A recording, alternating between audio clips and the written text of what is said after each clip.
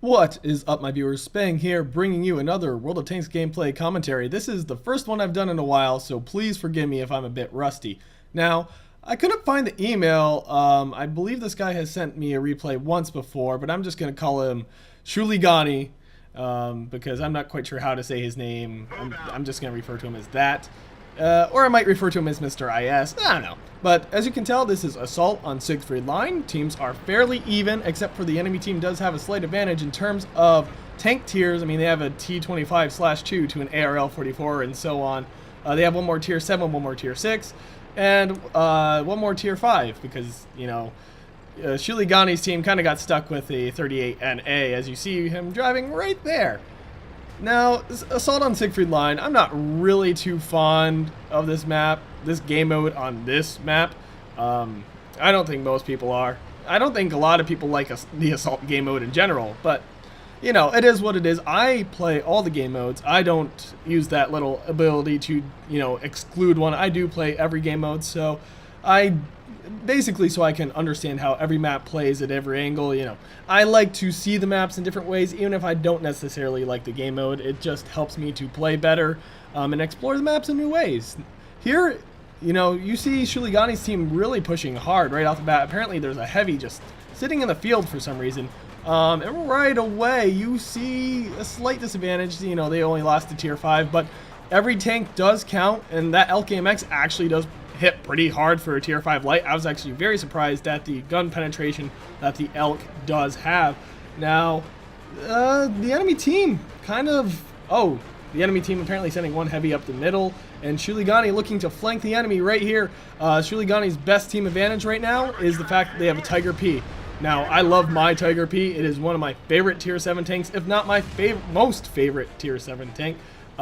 And Shuligani in a rough spot right here, fighting an IS and a T-34, driving a little back and forth. The enemy apparently not taking the time to zoom in and firing more or less without a zoom, just like Shuligani did. Now, if I can, most of the time I will zoom in, but if you're doing maneuvering like Shuligani was, driving back and forth like that, doing a little juke maneuver, it makes it more difficult to aim. Now, here we go. Shuligani getting a very nice accurate shot. Those KV-1Ss do hit very hard. In fact, just as hard as an IS, if I'm not mistaken. Let me just check the damage right here. Yep, KV-1S hits just as hard as an IS. It just fires slower. SU-100 also hits just as hard, just slower firing than an IS, or maybe just as fast. I don't know. I've never compared the times. Shuligani's team, even with the enemy at this point, although the enemy's losses are more significant, Shuligani in a great position here to take out this IS, but the IS will escape. The T-43 instead taking the shot. Shuligani's team really just concentrated where he is, concentrated in this one area. This is simply where the main battle is taking place at the moment. The enemy team pretty much keeping up with him blow for blow in terms of tank kills. In terms of actual tanks lost, though, just lost their first tier 7. Apparently, so has Shuligani's team lost to tier 7, but the enemy team just lost their second tier 7. Their tank advantage quickly disappearing. Now, I'm just waiting for something a little out of the ordinary to happen here. I don't know what I'm expecting. Like I said, I didn't find the email. AMX 12-ton apparently decided to drive up on the scene. Really not a match for an IS. I should know. I've owned and played both. I currently do own my 12-ton. I have long since sold my IS. The Shuligani's team really doing well for themselves, able to get in the back of the enemy's base and push from behind as well. So the enemy in between a rock and a hard play, Shuligani doing the smart thing and advancing right here on these guys, as the enemy team does have somewhat of a flank on him. This T-150 gonna take a shot. Maybe should have zoomed in right there, fighting an IS, but that IS is definitely one shot away from dead. But so is he. He is very close to just getting killed himself. Ooh, that is very fortunate that he just lost the track. Now, hopefully he can, yes, he will kill that IS and SU-85 on his side. It cannot kill him in one hit. The SU-85's damage has been nerfed ever since. I can't remember what patch it was.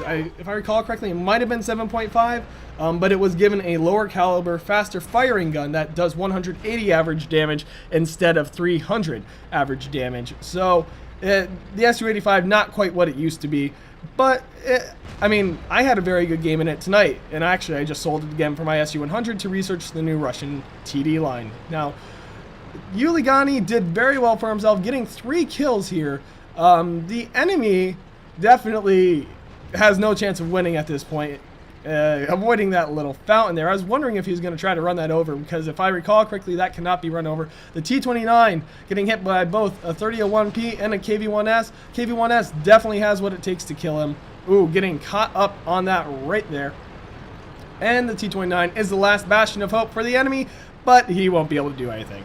So with that, I don't know. This match was kind of just regular. I really didn't see anything extraordinary about this game.